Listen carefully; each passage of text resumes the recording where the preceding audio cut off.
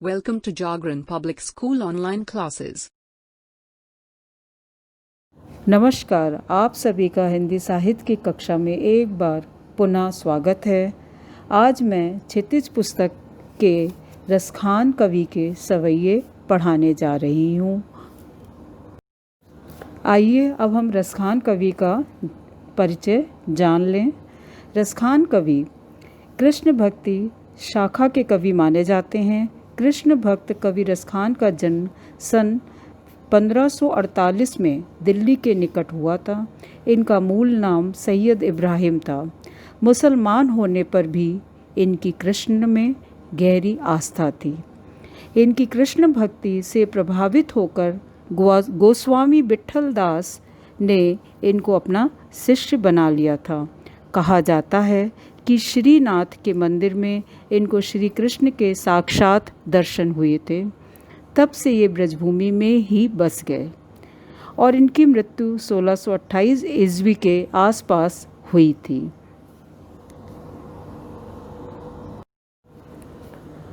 अब हम रसखान कवि की रचनाएं और उनकी साहित्यिक विशेषताओं के बारे में तथा इनकी भाषा शैली के बारे में भी जान लें। रचना परिचय में इनकी दो मुख्य रचनाएं प्राप्त होती हैं। पहला प्रेम वाटिका, दूसरा सुजान रसखान। इनकी रचनाओं का संग्रह रसखान रचनावली के नाम से प्रसिद्ध है तथा जाना जाता है।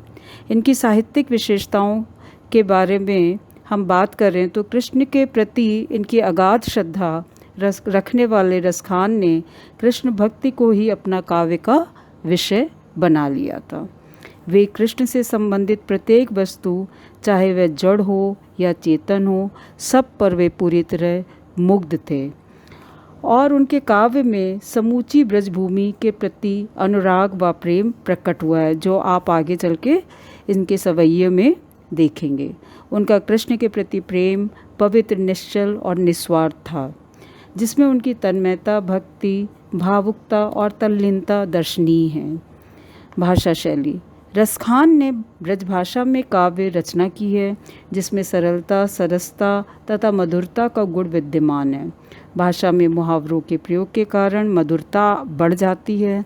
वे दोहा, कविता और सवैया तीनों छंदों पर बराबर का अधिकार रखते हैं, पर उनके सवैये अद्वितीय हैं।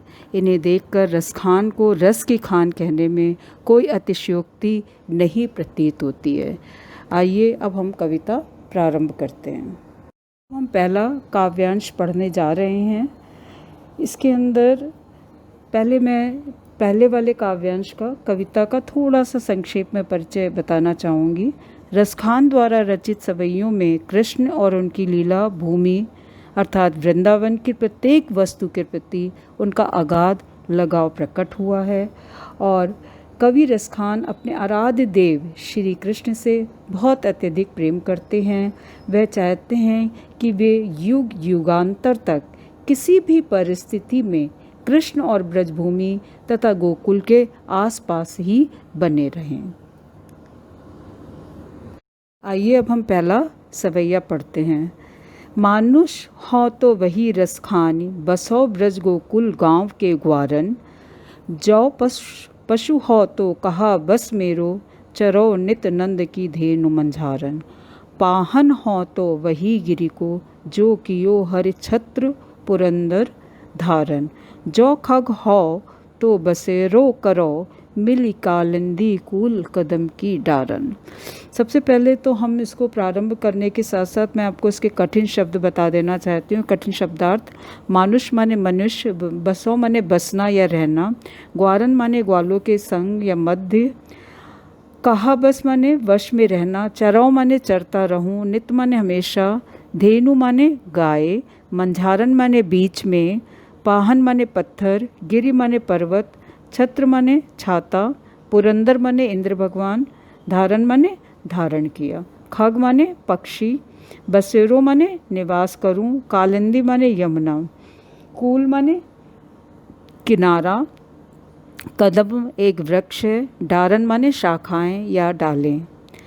मानुष हो तो वही रसखानी, ब्रज बसो ब्रज गोकुल गांव के ग्वारन। यहाँ पर कृष्ण की लीला भूमि ब्रज के प्रति रसखान कवि अपना प्रेम प्रकट करते हुए कहते हैं कि यदि मुझे अगले जन्म में मनुष्य बनूं तो मैं मानुष हो तो वही रसखान कवि कहते हैं यदि मुझे अगले जन्म में भी मनुष्य का जीवन मिले तो मैं गोकुल गांव के ग्वाल बालों के गोकुल गांव के ग्वारन माने ग्वाल बालों के बीच में ही निवास करना चाहूँगा।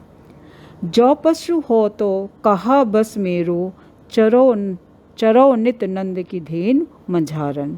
और यदि मैं जो पशु माने और यदि मुझे पशु की योनि मिले और या मैं पशु बनूं तो इसमें मेरा कोई जोर या वश नहीं है, फिर भी मैं चाहूँगा कि मैं नंद बाबा की गायों के मध्य चरना चाहता हूँ। नित नंद की धेनु मंझारन माने नित माने रोज, नंद बाबा की धेनु माने गायों के मध्य चरना पसंद करूँगा। दूसरी लाइन देखिए, पाहन हो तो वही गिरि को जो कियो हरिछत्र पुरंदर धारण। हरिछत्र माने प्रभु या कृष्ण का छत्र या छाता, पुरंदर माने इंद्र, धारण माने धारण करना।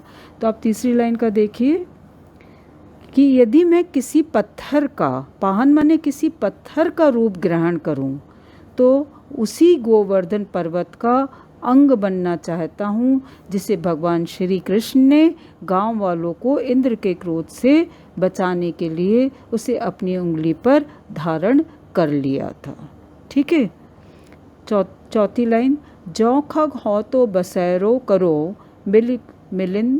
मिली कालिंदी कूल कदम की डारन। और यदि पक्षी बनूं, खग माने यदि पक्षी बनूं तो मेरा बसेरा में तो मेरा निवास यमुना के किनारे स्थित कदम के वृक्ष की डालियों में हो। कालिंदी कूल कदम के डारन माने कदम के वृक्ष की डालियों में हो, क्योंकि श्री कृष्ण इसी कदम के वृक्ष पर बैठकर बांसुरी बजाते थे। इस प्रकार रसखान केवल ब्रजभूमि से ही अपना संबंध हर कीमत पर स्थापित करना चाहते हैं। अब हम दूसरा सवैया पढ़ते हैं और इसका जो संक्षेप में आप इसमें समझ लीजिए कि दूसरे सवैये में हम क्या पढ़ने जा रहे हैं। इसके अंदर क्योंकि चूँकि कवि रसखान कृष्ण के भक्त हैं तो उन्हें अपने आराध्य से अनन्य प्रेम है, इसलिए उन्हें कृष्ण भूमि के वन, बाग, तालाब, तड़ाग, यहाँ तक कि कुंजों से भी गहरा लगाव है। इसी को ही हम आगे इसी का सवैये में पढ़ते हैं। अब आप देखिए सेकंड पैरा, दूसरा सवैया हम पढ़ने जा रहे हैं और उसके कठिन शब्द भी मैं बताती हूँ। या लकुटी अरु कामरिया पर राजती हूँ पर को तज डारो, आटों सिद्धि नौ निधि के सुख नंद की गाय चराई बिसारो। रसखान कबो इन आखिन सो ब्रज के बनबाग तड़ाग निहारो, कौटिक ए कलधौत के धाम करील के कुंजन ऊपर वारो। इसके पहले कठिन शब्द देख लीजिए। लकुटी माने लाठी, अरु माने और, कामरिया माने कंबल, तिहुपुर माने तीनों लोक, तज माने त्याग दूं या छोड़ दूं, डारो माने डालना, आठों सिद्धि, 8 सिद्धियां जो होती हैं आपकी किताब में भी दी हैं, वैसे 8 सिद्धियां मैं आपको बताती हूँ। अड़िमा, महिमा, गरिमा, लगिमा, प्राप्ति, प्राकम्य, ईशित्व, वशित्व। 9 निधियों में 9 निधियाँ होती हैं जिसमें होती हैं पदम, महापदम, शंख, मकर, कक्षप, मुकुंद, कुंद, नील एवं खर। ये कुबेर की ही निधियाँ मानी जाती हैं, यानी धन की निधियाँ मानी जाती हैं। गाय माने गाय, बिसारो माने भूलूं, कबो माने कभी, सौ माने से, वन माने बन, वन जंगल, तड़ाग माने तालाब, निहारो माने देखना, कौटिक माने करोड़ों, कल धौत के धाम माने सोने चांदी के महल, करील माने कांटेदार झाड़ी, कुंजन माने लताओं से भरा स्थान, बारो माने न्यौछावर करना। अब देखिए पहली पंक्ति की व्याख्या। रसखान कृष्ण से जुड़ी वस्तुओं के प्रति प्रेम भाव व्यक्त करते हुए कहते हैं कि या लकुटी अरु कामरिया पर राजती हूँ पुर को तज डारो। वो क्या कहते हैं कि यदि मुझे श्री कृष्ण की लाठी और कंबल के लिए, या लकुटी और कामरिया, यदि श्री कृष्ण की लाठी और कामरिया के लिए यदि ये दोनों चीज़ें मुझे मिल जाएं तो उसके लिए वे तीनों लोगों का राज्य भी त्यागने को पूरी तरह से तैयार हैं। राज तिहुपुर को तज डारो, यानी तीनों लोगों का राज्य भी पूरी तरह से छोड़ने को तैयार हैं यदि उन्हें क्या चीज़ें दो मिल जाए, श्री कृष्ण भगवान की लाठी, लकुटी और कामरिया माने कंबल मिल जाए। दूसरी लाइन देखिए, आठों सिद्धि नवों निधि।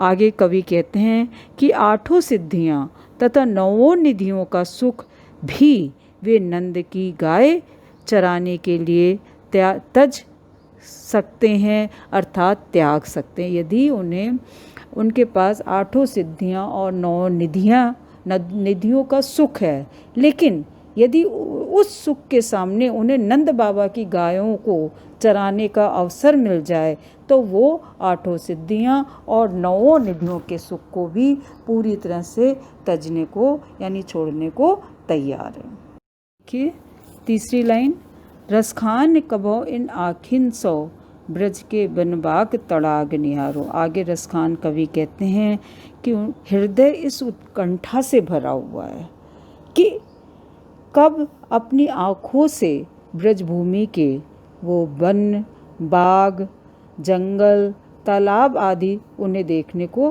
कब कैसे प्राप्त होंगे, अर्थात वो ब्रजभूमि में स्थित वन, बागों, तालाबों को सदा देखते रहना चाहते हैं।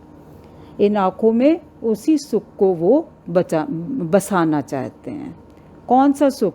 कि ब्रज के वन, बाग और तालाबों को वो सदा निहारते ही रहें। चौथी लाइन देखिए, कौटिक के कलधौत के धाम, करील के कुंजन ऊपर वारो। आगे कवि कहते हैं, मैं ब्रज की लताओं से लदी, करील माने कांटेदार, कुंजन माने लताओं से भरा हुआ कांटेदार झाड़ी, यानी मैं ब्रज की लताओं से लदी कांटेदार झाड़ियों, उधर से अर्थ उठाएंगे, मैं ब्रज की लताओं से लदी कांटेदार झाड़ियों के ऊपर कोटिक के कलधौत के धाम, यानी करोड़ों सोने चांदी के महल न्यौछावर कर सकता हूँ। यानी सोने चांदी के महलों को वो त्याग कर यदि उन्हें ब्रज की लताओं से लदी कांटेदार झाड़ियों के पास रहने का सुख मिल जाए तो वो सोने चांदी के महलों को भी त्यागने से पीछे नहीं हटेंगे, यानी उनको भी वो न्यौछावर कर देंगे। ये सभी त्याग कर मैं ब्रजभूमि में निवास करने को तैयार हूँ। फिर से आप इस लाइन का अर्थ देख लीजिए, मैं इन करील के कुंजों में रहने के बदले हजारों करोड़ों सोने चांदी के महलों का सुख त्यागने को तैयार हूँ। मैं आप लोगों के साथ प्रश्नों की चर्चा करूंगी जो पाठ के अंत में दिए गए हैं। पहला प्रश्न है, ब्रजभूमि के प्रति कवि का प्रेम किन किन रूपों में अभिव्यक्त हुआ है। इसमें आप लिखेंगे, कवि श्री कृष्ण की रासलीला भूमि ब्रज के प्रति अपना प्रेम निम्नलिखित रूपों में व्यक्त करता है। कवि की इच्छा है कि वे चाहे जिस रूप में जन्म लें, हर रूप में ब्रज भूमि में ही वो बसना चाहते हैं। यदि मनुष्य बने तो वो गोकुल के ग्वालों के रूप में बसना चाहते हैं, और यदि पशु हो तो नंद की गायों के साथ चरना चाहिए, और यदि वे पत्थर बने तो गोवर्धन पर्वत का ही अंश बनना चाहेंगे, क्योंकि श्री कृष्ण ने इस पर्वत को अपनी उंगली में धारण किया था। यदि उन्हें पक्षी बनने का भी सौभाग्य प्राप्त होगा तो वहाँ के कदम के पेड़ों पर निवास करें, ताकि श्री कृष्ण की खेल क्रीड़ा का आनंद उठा सके।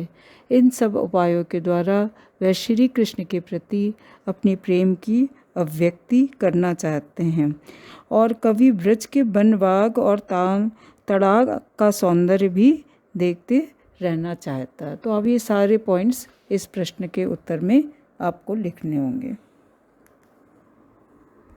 प्रश्न 2, कवि का ब्रज के वन, बाग और तालाब को निहारने के पीछे क्या कारण है। तो इसमें आप लिखेंगे, रसखान जी श्री कृष्ण से प्रेम करते हैं तथा श्री कृष्ण उनके आराध्य हैं। जिस वन, बाग और तालाब में श्री कृष्ण ने नाना प्रकार की क्रीड़ा की थी, जैसे रासलीला आदि। वे उन्हें निहारते रहना चाहते हैं। ऐसा करके उन्हें अमिट सुख प्राप्त होता है।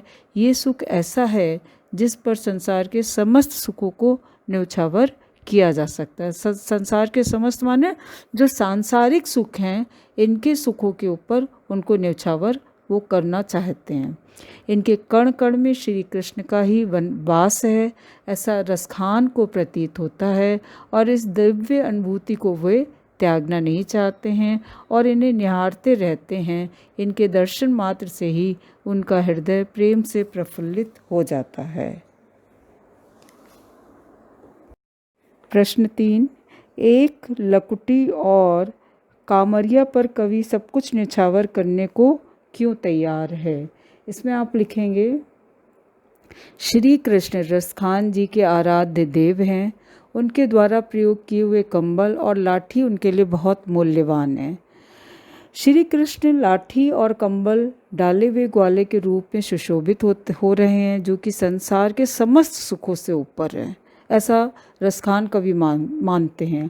और ये साधारण वस्तुएं न होकर बहुत अधिक कीमती हैं और उन्हें इस रूप में देखकर वह अपना एक लकुटी और कंबल पर सब कुछ न्यौछावर करने को तैयार हैं, जो कि लकुटी और कंबल श्री कृष्ण लिए रहते थे। भगवान के द्वारा धारण की गई वस्तुओं का मूल्य भक्त के लिए परम सुखकारी होता है। प्रश्न 4, सखी ने गोपी से कृष्ण का कैसा रूप धारण करने का आग्रह किया? अपने शब्दों में वर्णन कीजिए। एक सखी ने गोपी से श्री कृष्ण का रूप धारण करने का आग्रह किया।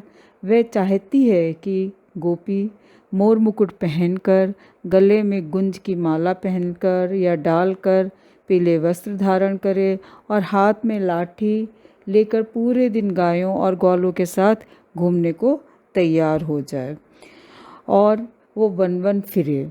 इससे सखियों को हर समय श्री कृष्ण के रूप के दर्शन होते रहेंगे, जिससे वह उनके दर्शनों का सुख प्राप्त कर सकेंगे।